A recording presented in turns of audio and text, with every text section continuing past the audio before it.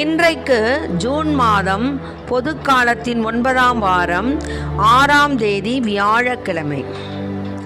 இன்று புனித நார்பர்ட் ஆயர் அவர்களுடைய நினைவு விழா.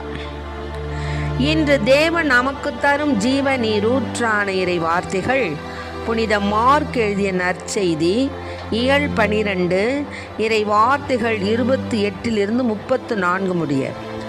அக்காலத்தில் மறைநூல் அறிஞருள் ஒருவர் இயேசு சதுசேயர்களுக்கு நன்கு பதில் கூறிக்கொண்டிருக்கிறதை கண்டு அவரை அணுகி வந்து, அனைத்திலும் முதன்மையான கட்டளை எது என்று கேட்டார்.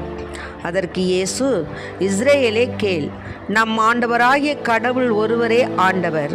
உன் முழு இதயத்தோடும் முழு உள்ளத்தோடும் முழு மனதோடும் முழு ஆற்றலோடும் உன் ஆண்டவராகிய கடவுளிடம் அன்பு கூர்வாயாக என்பது முதன்மையான கட்டளை. உன் மீது நீ அன்பு கூர்வது போல் உனக்கு அடுத்திருப்பவர் மீதும் அன்பு கூர்வாயாக என்பது இரண்டாவது கட்டளை. இவற்றை விட மேலான கட்டளை வேறு எதுவும் இல்லை என்றார்.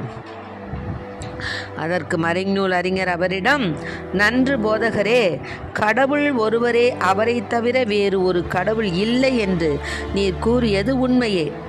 அவரிடம் முழு இதயத்தோடும் முழு அறிவோடும் முழு ஆற்றலோடும்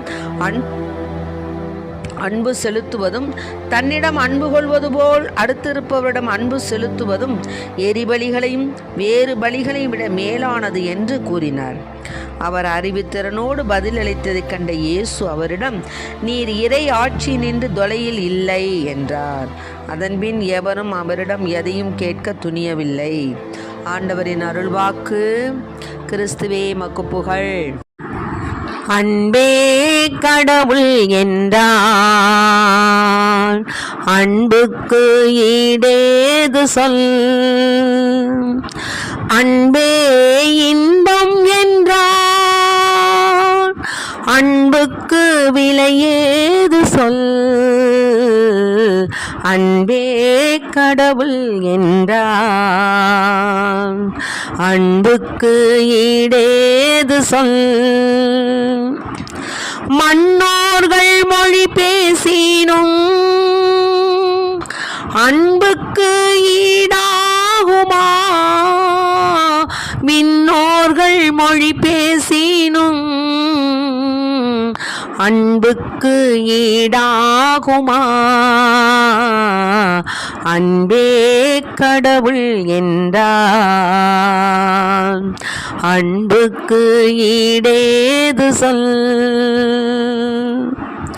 அன்பே இன்பம் என்றான், அன்புக்கு விலையேது சொல். அன்பே கடவுள் என்றான்,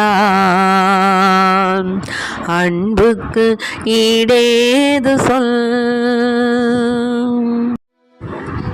இன்றைக்கு நம் தேவன் தரும் ஜீவ நீரூற்றான இறை வார்த்தைகளை கேட்டோம். அன்பு இல்லை என்றால் ஒன்றுமில்லை. அதாவது நம் தேவனாகிய கர்த்தரை, நம் ஆண்டவராகிய கடவுளை முழு இதயம் முழு உள்ளம் முழு மனது முழு ஆற்றல் அதோடு அவரை நாம் கடவுளிடம் அன்பு கூற வேண்டும். அதுதான் முதன்மையான கட்டளையாக தேவன் கூறியது. அடுத்த கட்டளை என்ன? உன் மீது நீ அன்பு கூறுவது போல உனக்கு அடுத்திருப்பவர் மீதும் அன்பு கூர்வாயாக என்பது இரண்டாவது கட்டளை. ஆக இவற்றை விட மேலான கட்டளை இல்லைன்னு சொல்றாங்க. அதான் அன்புதான் முக்கியமானது அப்படிங்கிறாரு. நீ என்னதான் இறைவாக்கு சொன்னாலும் மறைபரப்பும் ஆற்றல் பெற்றிருந்தாலும் உன் மனதில் அன்பு இல்லை என்றால் அது ஒன்றுமே பிரயோஜனம் இல்லை. ஒருவனுடைய கல்வி நல்ல ஒரு குணத்தை தரக்கூடிய கல்வியாக இருக்கணும். நல்ல பட்டம் பதவி எம்ஏ பிஏ நிறையா ட்ரிபிள் எம்ஏ டபுள் எம்ஏ படிச்சிருந்தாலும் இன்னும் பல உயர்ந்த கல்விகள் பெற்றிருந்தாலும் உன் மனதில் அன்பு இல்லைன்னா ஒன்றுமே பிரயோஜனம் இல்லை. அதே போல் கல்வி அறிவுடையவன், நல்ல கல்வி ஞானத்தை பெற்றவன், நல்ல அறிவோடு ஒழுக்கமுள்ளவனாக இருந்தால் தான் அவனுக்கும் அவன் வீட்டுக்கும் அவன் குடும்பத்துக்கும் மற்றவங்களுக்கும் நாட்டிற்கும் திருச்சபைக்கும் பலன்.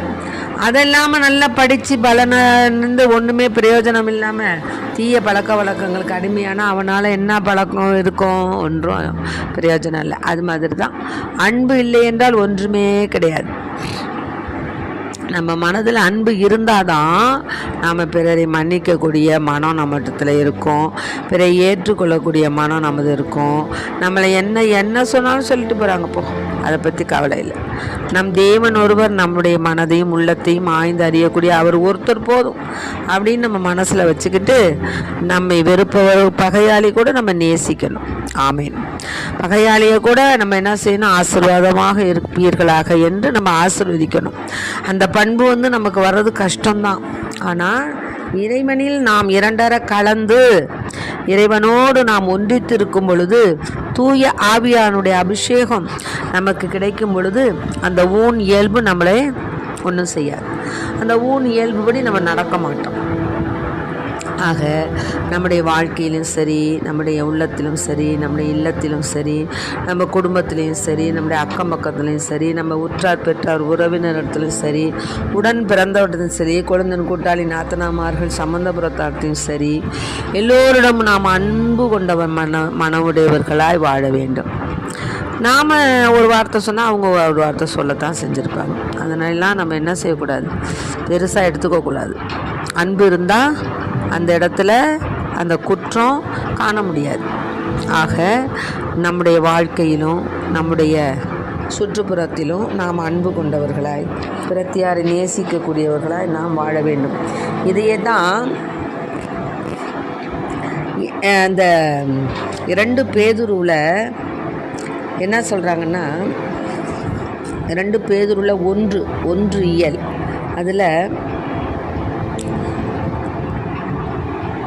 கடவுள், அதாவது ஆண்டவராகிய இயேசுவையும் நீங்கள் அறிவதன் வாயிலாக உங்களுக்கு அருளும் நலமும் பெருகுக.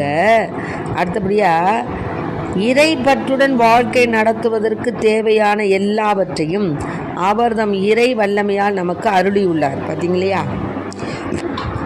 இறை பற்றுடன் வாழ்க்கை நடத்துவதற்கு தேவையான எல்லாவற்றையும் நம் இறைவன், அதாவது இறை வல்லமையால் நமக்கு அருளியுள்ளார்.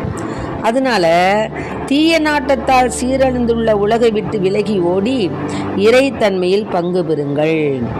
இதற்கென்றே கடவுள் நமக்கு உயர் மதிப்புக்குரிய மேலான வாக்குறுதிகளை அளித்துள்ளார். அதனால நாம் எப்படி வாழணும்னு சொல்கிறாரு? நம்பிக்கையோடு நற்பண்பும், நற்பண்போடு அறிவும், அறிவோடு தன்னடக்கமும், தன்னடக்கத்தோடு மன உறுதியும், மன உறுதியோடு இறைப்பற்றும், இறைப்பற்றோடு சகோதர நேயமும், சகோதர நேயத்தோடு அன்பும் கொண்டு விளங்குமாறு முழு ஆர்வத்தோடு முயற்சி செய்யுங்கள். பார்த்தீங்களா? 2 பேதுருல இயல் 1ல் 6-7 வார்த்தைகள் தான் என்ன சொல்கிறாரு? கடவுள் நமக்கு உயர் மதிப்புக்குரிய மேலான வாக்குறுதிகளை கொடுத்துருக்கிறாரு. அதனால நாம் என்ன செய்யணும்?